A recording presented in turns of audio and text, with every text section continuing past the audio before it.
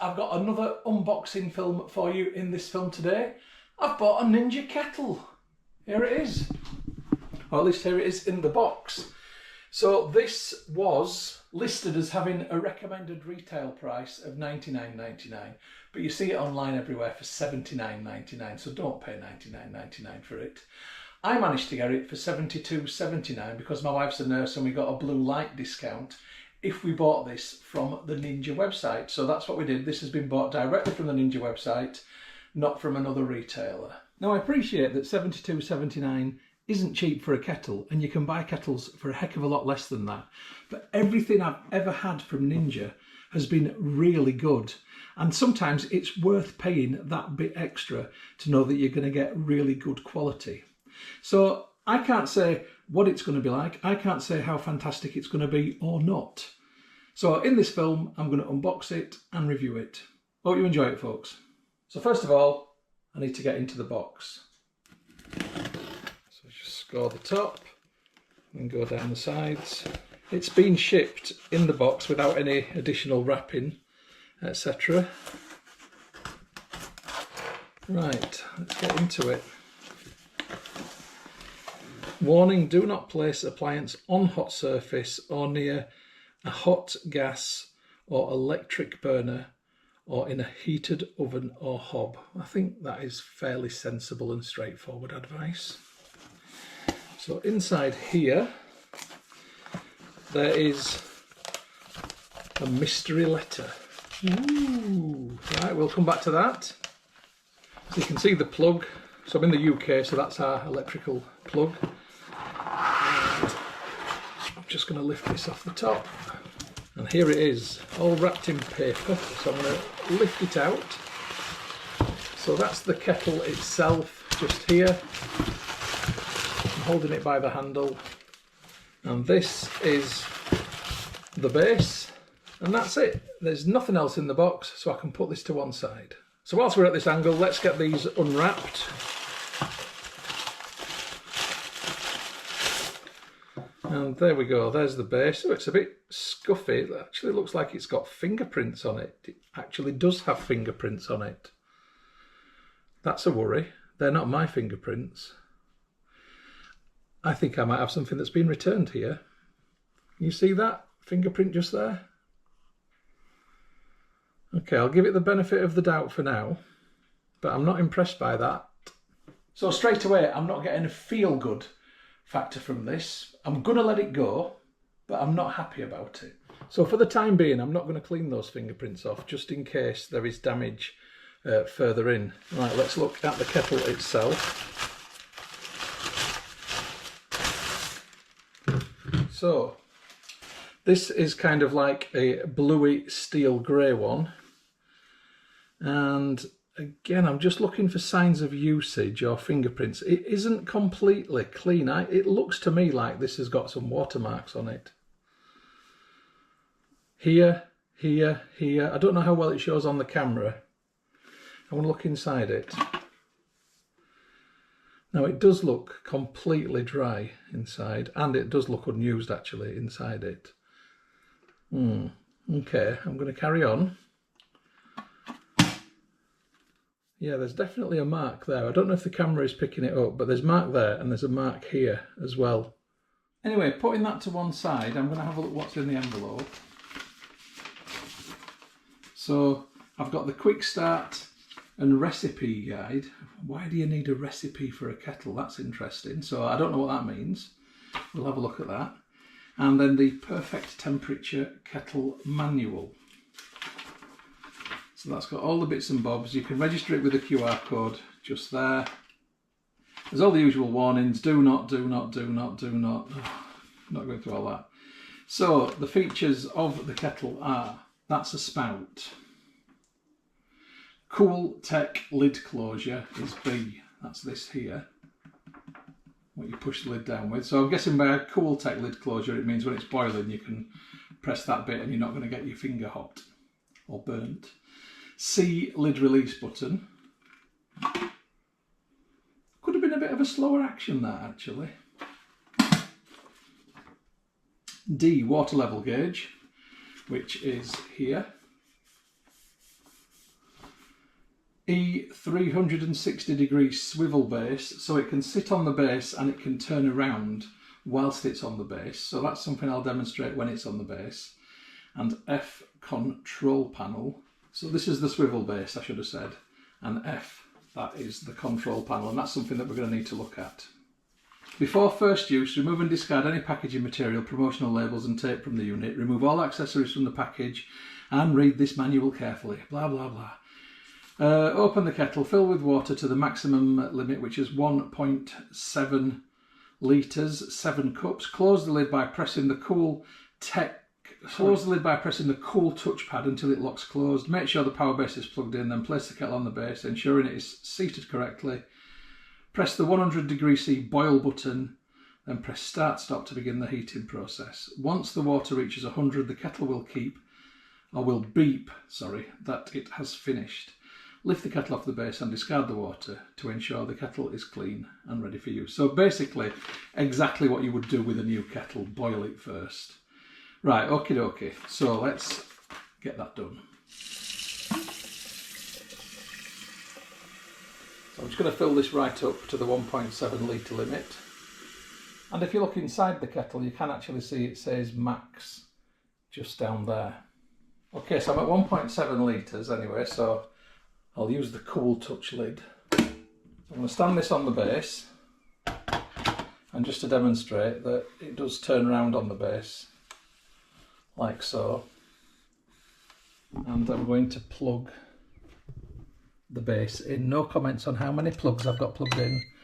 Only one thing is turned on at once in each one. I just don't like having loads of plugs hanging around on my worktop. I'd rather have them plugged into something. So, turning this on illuminates the base. Temperature control 100. It says boil 100. You can have coffee at 95, or as the Americans say, coffee.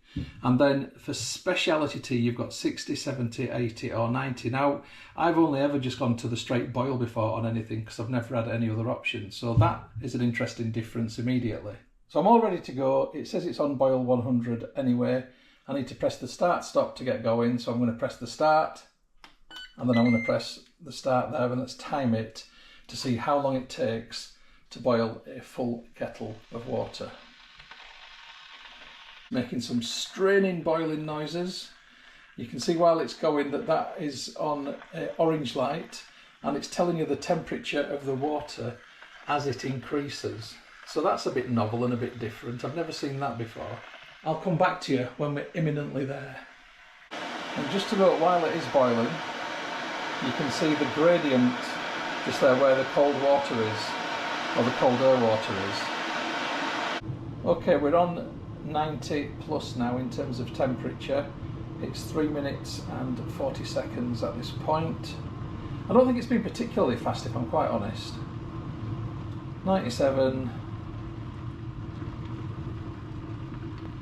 I'll stop the stopwatch as soon as it stops.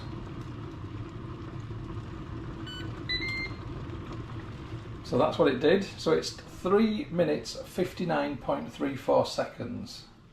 I can honestly say I've never timed a kettle before, but that didn't seem any faster than my old kettle. I don't know whether it is or not. How long does your kettle take to boil? Is a 4-minute boil a good time? I'm guessing it's designed to be a 4-minute boil, but is that good? How does that compare? Maybe I need to go online and have a look. So looking at this, the temperature is still saying it's 100 and it's now beginning to drop 99. So what I can do is to go down. I could say I want it at 90 and I want it to hold the temperature at 90. So when the temperature reduces to 90, it will hold it at that temperature just by keeping the element inside here. The element actually isn't in there, or if it is, it's hidden. You can't see it, that's for certain. So that's one nice feature, that you can hold a temperature at a certain temperature. So I'm going to take that off. So I'm just going to have a look in the quick start and recipe guide to see if there's anything illuminating in here. There's all the same sort of stuff, so it's giving you the same kinds of things as what you get in the other booklet to do with the setup and what you've got there. How to use it, well, that's pretty straightforward. So the kettle will automatically enter sleep mode after 5 minutes of non-usage of inactivity. To manually power off, press and hold the start stop button for 3 seconds. Let's have a look at that. and there you go, it went off. So I've explained to you about holding the temperature.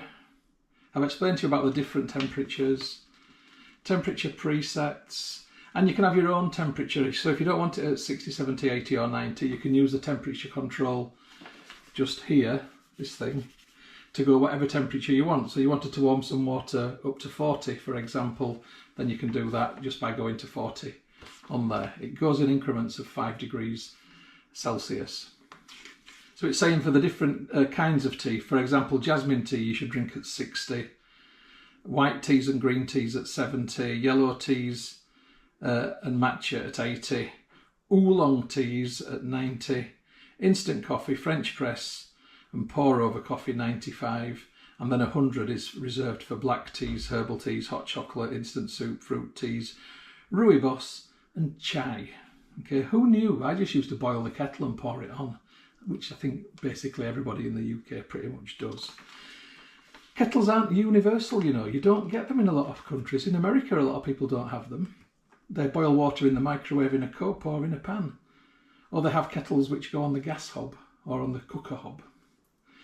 So it's got, oh, this is what the recipes is, right. So you've got recipes for things like pineapple, basil, ice green tea and Zen green tea. I'm never going to do stuff like that. Okay, so that is it. So the only thing which I'm really sort of left pondering over now is why there were fingerprints on the base, or why there are fingerprints on the base. So I think to put my mind at rest, I'm going to contact Ninja.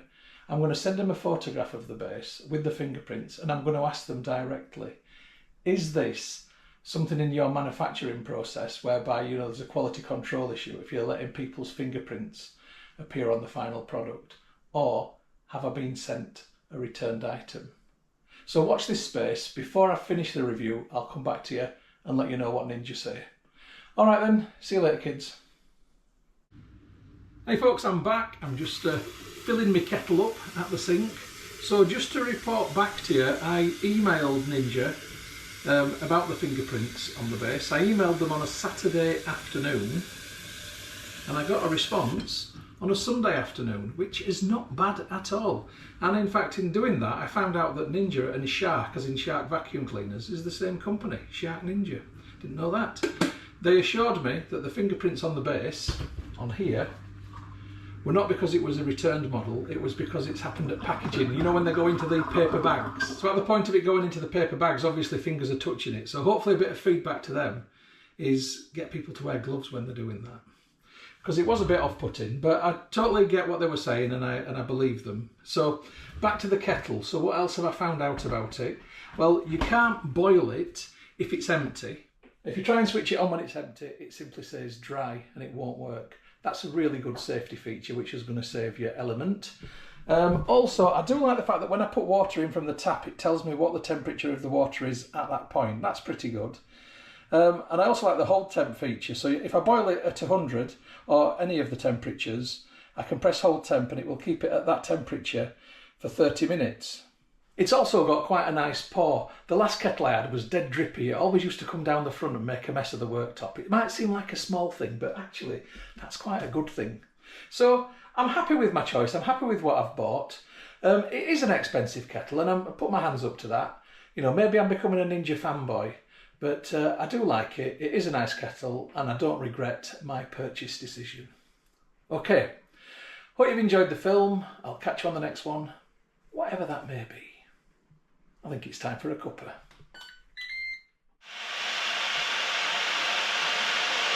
Catch you on the next film, folks.